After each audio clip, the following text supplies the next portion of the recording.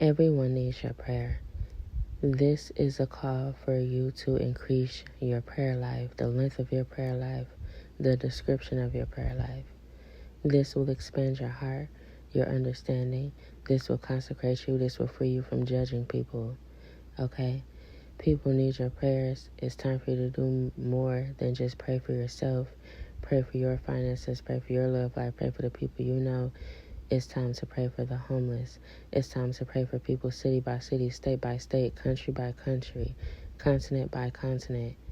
People of different ages, pregnant people, people who have had miscarriages, people who have had stillbirths, people whose children have died, people who have lost their children to the foster system, people who are in jail, people who are related to the people in jail, people who do drugs and people who love the people who do drugs, people who smoke weed and people who don't, people who drink and people who don't, people who club and people who don't, people who feel lonely and people who don't, people are irritated and people who are happy, prophets and the people that are called to listen to prophets, destiny helpers and the people that the destiny helpers are called to help, people that are meant to move and people who are meant to stay where they are, people who are insecure and people who are confident, people who are arrogant and people who have low self-esteem.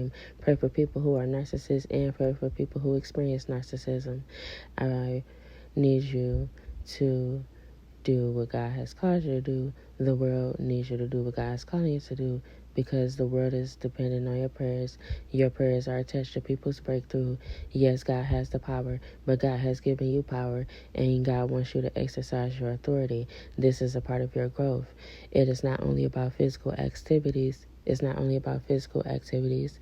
It's about spiritual activities, because the spirit is what causes the physical to manifest. And so you must continue to feed your spirit and feed the spirit of others in accordance with God's will. Ask God to lead your prayers. Ask God, what does God want you to focus on? And all of those different things. Every person that you see, every post on your timeline complaining, pray for those things. All songs that you feel like are not bettering the environment, pray for those songwriters. Pray for the producers. Pray for the record labels. Pray for the radio stations. Pray for the children that hear those songs. Pray for the children who curse. Pray for the children that are molested. Pray for the people who are around these children. Pray for predators. Pray for those that have been preyed on. Pray for everybody. Pray for people with iPhones. Pray for people with Androids. Pray for people in competition. Pray for people who are lost. Pray for people who are under all evil covenants, and pray for people who are in witchcraft, and pray for people who are in the spirit of confusion, and pray for people who are misled. Pray for people who are afraid to walk in the calling that God has called them to do. Pray for people to speak up, and pray for people to be silent at the right time.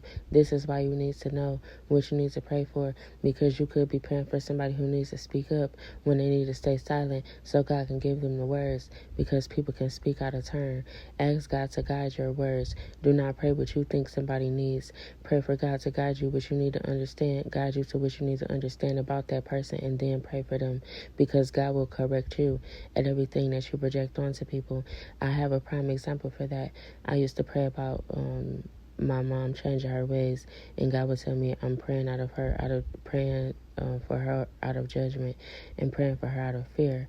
And so God had me address my fear and my judgment, and when I addressed those things in myself, it was literally instant miracles manifesting numerous times on different days when God led me to do these things, because it is not always about the other person. It is about us. We don't even realize that we treat people differently because of what they do, when we're supposed to treat them with even greater love, because that is the Spirit of God. Slow to anger. Don't keep track of wrongdoings. You are not the judge. God is. You do not condemn. God is the one who convicts. You have to know what to speak to who and when. I thank you for listening to this. Read the description area to learn about more what I do. Read the description area to learn more about what I do. I am a spiritual advisor. I address all areas of life. And the most important thing that I do is help people understand the ways that God communicates, so that people do not become dependent on me, because I am not any greater than you. Everything that God is doing in my life, God will do in you in the way that God has called it to manifest in your life, okay? So, I love you, and most importantly, God does too.